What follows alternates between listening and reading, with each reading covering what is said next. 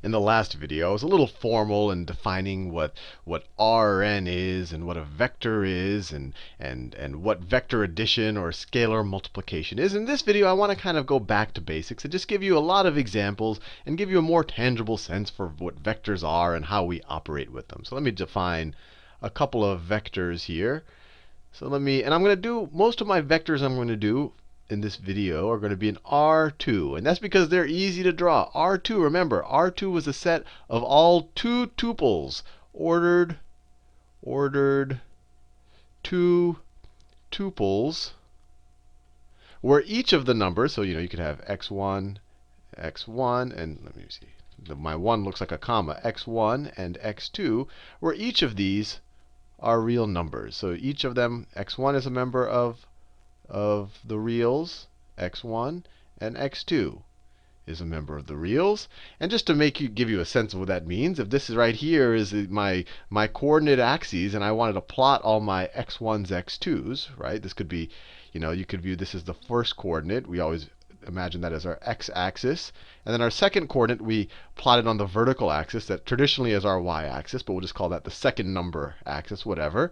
You could visually represent all of R2 by literally every single point on this plane if we were to continue off in infinity in every direction. That's what R2 is. R1 would just be points just along one of these number lines. That would be R1. So you could immediately see that R2 is kind of a bigger space. But anyway, I said that I wouldn't be too abstract. I would show you examples. So let's get some vectors going in R2. So let me define my vector A.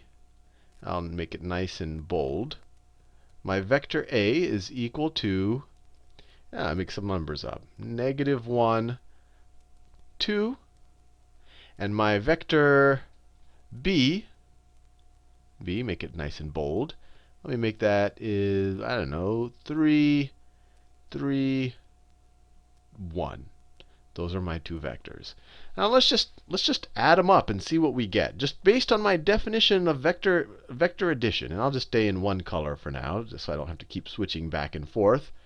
So A, nice deep A, plus bolded B is equal to, I just add up each of those terms, -1 plus 3, and then 2 plus 1. That was my definition of vector addition.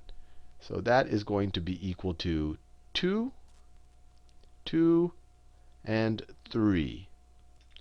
Fair enough. This just came out of my definition of vector addition. But how can we represent this vector?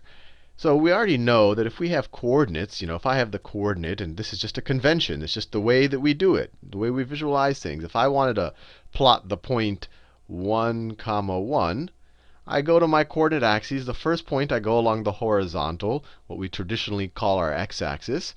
And I go 1 in that direction. And then the convention is the second point, I go 1 in the vertical direction. So the point 1, 1, I would, oh, sorry, let me be very clear. This is 2 and 2. So 1 is right here, and 1 is right there. So the point 1, 1 would be right there. That's just the standard convention. Now, our convention for representing vectors are, you might be tempted to say, oh, maybe I just represent this vector at the point -1, 2. And on some level, you can do that, and I'll show you in a second. But the convention for vectors is that you can start at any point. Any point, let's say we're dealing with two-dimensional vectors. So you can start at any point in R2. So let's say that you're starting at the point, x1 and x2. This could be any point. Any point in R2. To represent this vector, what we do is we draw a line from that point to the point x1. And let me call this, let's say that we wanted to draw A. So x1 minus 1. So this is, I'm representing A. So this is, I want to represent the vector A. x1 minus 1, and then x1 plus 2. Now, if that seems confusing to you, when I draw, it'll be very obvious. So let's say I just want to start at the point, let's just say for quirky reasons, I just pick a random point here. I just pick a point, that one right there. That's my starting point. So -4, 4. That's -4, 4. Now, if I want to represent my vector A, what I just said is that I add the first term in vector A to my first coordinate, so x1 plus minus 1, or x1 minus 1. So my new one is going to be, so this is my x1 minus 4. So now it's going to be, so let's see, I'm starting at the point minus 4, comma 4. If I want to represent A, what I do is I draw an arrow to minus 4 plus this first term, minus 1, and then 4 plus the second term, 4 plus 2. And so this is what? This is minus 5, comma 6. So I go to minus 5, comma 6. So I go to that point right there, and I just draw a line. So my vector will look like this. I draw a line from there to there, and I draw an arrow at the end point.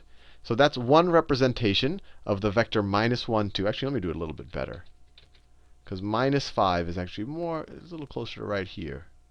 Minus 5, comma 6 is right there. So I draw my vector like that. Like that. But remember, this point minus 4, comma 4 was an arbitrary place to draw my vector. I could have started at this point here. I could have started at the point 4, comma 6 and done the same thing. I could have gone minus 1 in the horizontal direction. That's my movement in the horizontal direction. And then plus 2 in the vertical direction. So I could have drawn, so minus 1 in the horizontal and then plus 2 in the vertical gets me right there. So I could have just as easily drawn my vector like that. These are both interpretations of the same vector A. And I should draw them in the color of vector A. So vector A was this light blue color right there. So this is vector A. This is vector A. Sometimes there'll be a little arrow notation over the vector. But either of those vectors, I could draw an infinite number of vector A's. I could draw vector A here. I could draw it like that. And vector A, it goes back 1, and up 2. So vector A could be right there. Vector A. Similarly, vector B. What does vector B do? I could pick some arbitrary point for vector B. Some arbitrary point. It goes to the right 3. So it goes to the right 1, 2, 3. And then it goes up 1. So vector B, one representation of vector B looks like this. Another representation, I could do it right here. I could start it right here. I could go to the right 3, 1, 2, 3, and then up 1. This would be another representation of my vector B. There's an infinite number of representations of them, but the convention is to often put them in what's called the standard position, and that's to start them off at 0, 0. So your initial point, so let me write this down. Standard position. Standard position is just to start the vectors at 0, 0, and then draw them. So vector A in standard position, I would start at 0, 0 like that. And I would go back 1 and then up 2. So this is vector A in standard position right there. And then vector B in let me write that. That's A. And then vector B in standard position is 3, go to 3 right, and then up 1. But these are the vectors in standard position, but any of these other things we drew are just as valid. Just as valid. Now let's see if we can get an interpretation of what happened when we added A plus B. A plus B, well, if I draw that vector in standard position, I just calculate it, and it goes 2, 3. So I go to the right 2, and I go up 3. So if I just draw it in standard position, it looks like this. It looks like this. This vector right there. That vector right there. And at first, when you look at it, so this vector right here is the vector A plus B in standard position. When you draw it like that, it's not clear what the relationship is when we added A and B. But to see the relationship, what you do is you put A and B head to tails. And what does that mean? Is you put the tail end of B to the front end of A. So remember, all of these are valid representations of B. All of the representations of the vector B, they're all parallel to each other, but they can start from anywhere. So another equally valid representation of vector B is to start at this point right here, kind of the end point of vector A in standard position, and then draw vector B starting from there. So you go 3 to the right. So you go 1, 1, 2, 3, and then you go up 1. So then you go up 1. So vector B could also be drawn just like that. Just like that. And then you should see something interesting had happened. And remember, this vector b representation is not in standard position, but it's just an equally valid way to represent my vector. Now what do you see? When I add a, which is right here, to b, what do I get if I connect the starting point of a with the end point of b? I get the addition. I have added the two vectors. And I could have done that anywhere. I could have started with a here, and then I could have done the end point of, I could have started b here and gone 3 to the right. 1, 2, 3, and then up 1. And I could have drawn b right there, like that. And then if I were to add a plus b, I go to the starting point of a and then the end point of b. And that should also be the visual representation of a plus b. And just to make sure it confirms with this number, what I did here is I went 2 to the right, 1, 2, and then I went 3 up, 1, 2, 3. And I got a plus b. Now let's think about what happens when we scale our vectors, when we multiply it by times some scalar factor. So let me pick new vectors. Those have gotten monotonous. Let me define vector v, v for vector. Let's say that it is equal to 1, 2. So if I just wanted to draw vector v in standard position, I would just go 1 to the horizontal and then 2 to the vertical. That's it. That's the vector in standard position. If I wanted to do it in a non-standard position, I could do it right here, 1 to the right, up 2, just like that. Equally valid way of drawing vector v. Equally valid way of doing it. Now what happens if I multiply vector v? What if I have, I don't know, what if I have 2 times v? 2 times my vector v is now going to be equal to 2 times each of these terms. So it's going to be 2 times 1, which is 2, and then 2 times 2, which is 4. Now what does 2 times vector v look like? Well, let me just start from an arbitrary position. Let me just start right over here. So I'm going to go 2 to the right, 1, 2, and I go up 4. 1, 2, 3, 4. So this is what 2 times vector v looks like. This is 2 times my vector v. And if you look at it, it's pointing in the exact same direction, but now it's twice as long.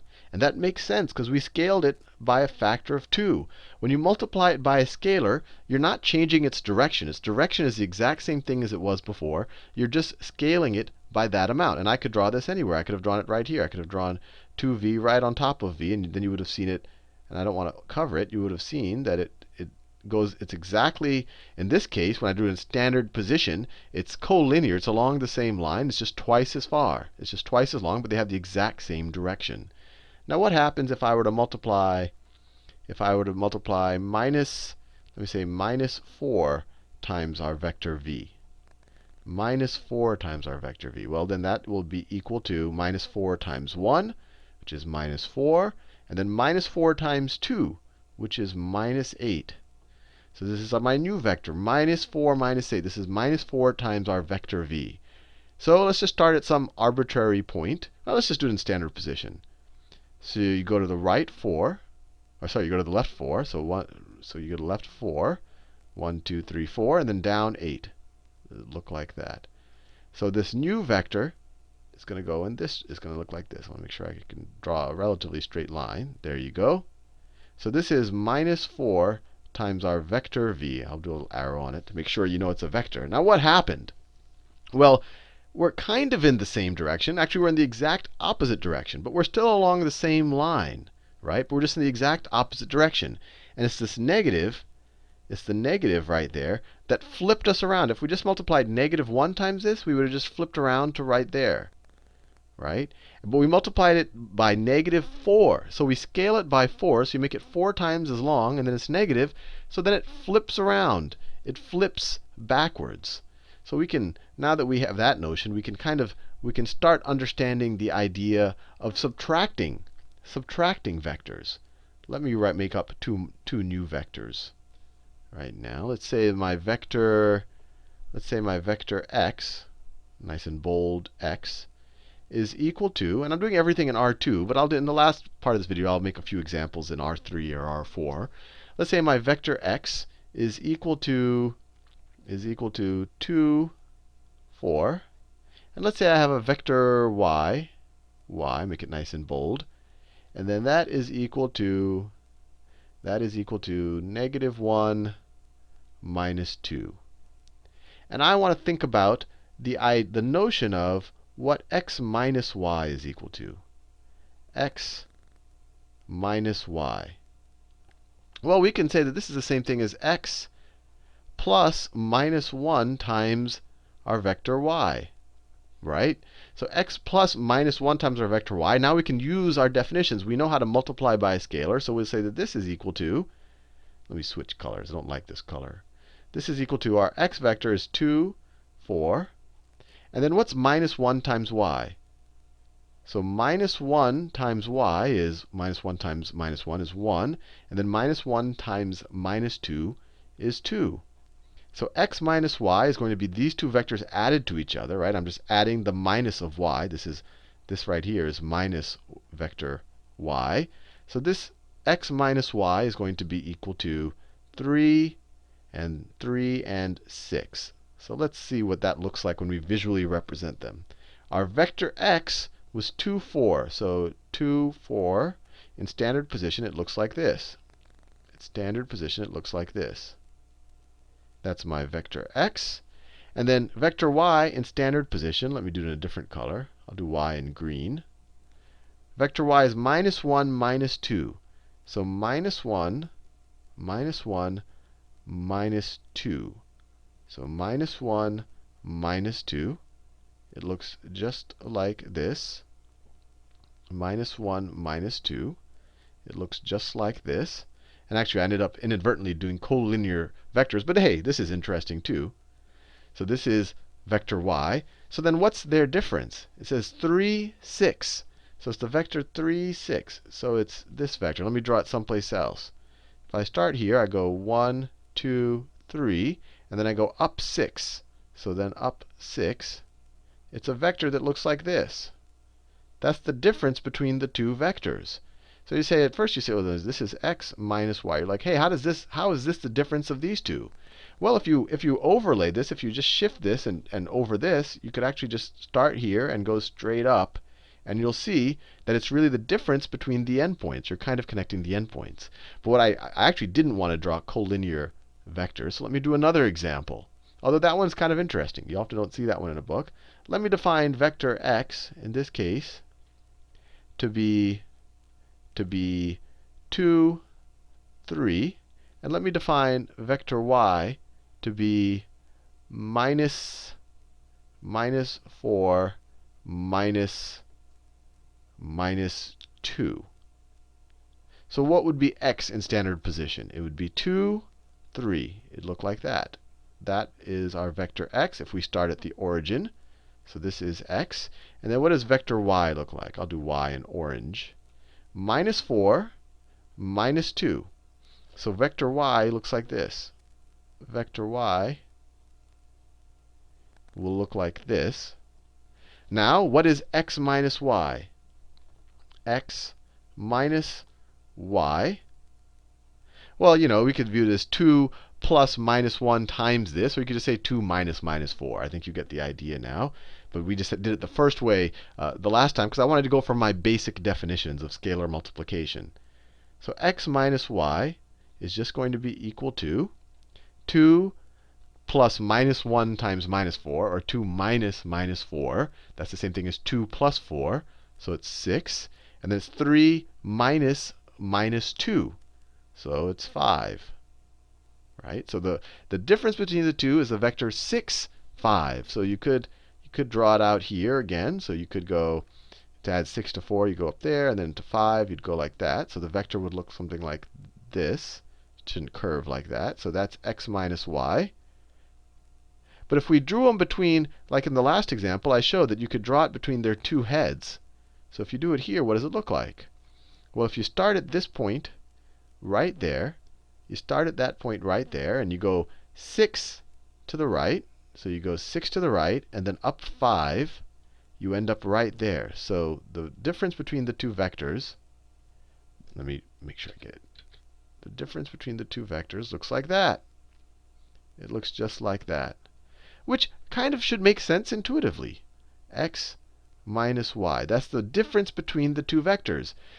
You can view the difference as how do you get from one vector to another vector, right? Like if, let's get and go back to our kind of our second grade world of just scalars. If I say what 7 minus 5 is, and you say it's equal to 2, well, that just tells you that 5 plus 2 is equal to 7, or the difference between 5 and 7 is 2.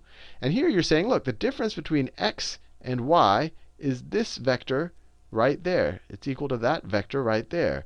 Or you could say, look, if I take 5 and add 2, I get 7. Or you could say, look, if I take vector y and I add vector x minus y, then I get vector x.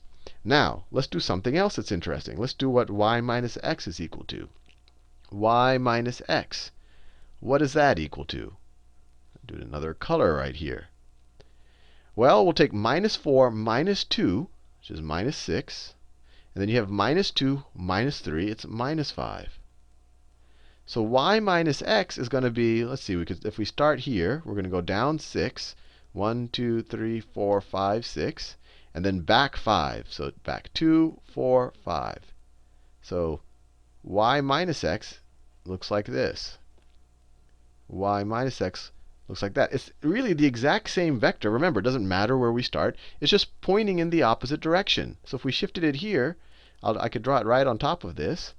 It would be the exact as x minus y, but just in the opposite direction, which is just a general good thing to know. So you can kind of view them as the negatives of each other. And actually, let me make that point very clear. We drew y. Y I drew before. Actually, let me draw x. X we could draw as 2, 3. So you go to the right 2 and then up 3. I've done this before. This is x in non-standard position. That's x as well. What is negative x? Negative x is minus 2 minus 3. So if I were to start here, I'd go minus 2, and then I'd go minus 3. So minus x would look just like this. Minus x. So it looks just like x. It's parallel. It has the same magnitude. It's just pointing in the exact opposite direction. And this is just a good thing to kind of really get seared into your brain, is to have an intuition for these things.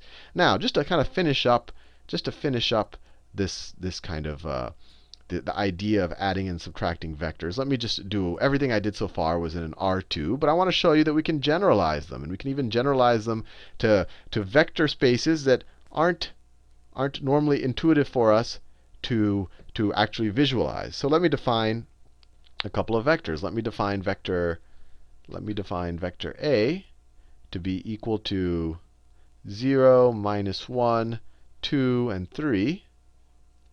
Let me define vector B to be equal to 4, minus 2, 0, 5. We can do these same addition and subtraction operations with them. It's just it'll be hard to visualize. But we can keep them in just vector form. And so we won't, so that it's still useful to think in 4 dimensions. So if I were to say 4 times A, this is the vector A, minus 2 times b, what is this going to be equal to? And this is a vector. What is this going to be equal to? Well, we could rewrite this as 4 times this whole column vector, 0, minus 1, 2, and 3, minus 2 times b, minus 2 times 4, minus 2, 0, 5. And what is this going to be equal to? This term right here, 4 times this, you're going to get actually, the pen tablet seems to not work well there, so I'm going to do it right here. 4 times this, you're going to get 4 times 0 is 0, minus 4, 8. 4 times 2 is 8. 4 times 3 is 12. And then minus, I'll do it in yellow, minus 2 times 4 is 8. 2 times minus 2 is minus 4. 2 times 0 is 0. 2 times 5 is 10.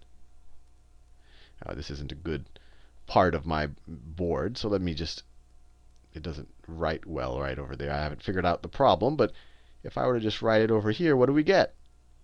What do we get? With 0 minus 8, minus 8. Minus 4, minus 4. Minus negative 4. So that's minus 4 plus 4, so that's 0. 8 minus 0 is 8. 12 minus, what was this? I can't even read it, what it says. This was a 10. Oh, now you can see it again. Something, it's very bizarre. 2 times 5 is 10.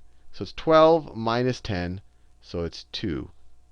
So when we take this vector and multiply it by 4 and subtract 2 times this vector, we just get this vector. And even though you can't represent this in kind of an easy kind of graphable format, this is a useful concept. And we're going to see this later when we apply some of these vectors to multi-dimensional spaces.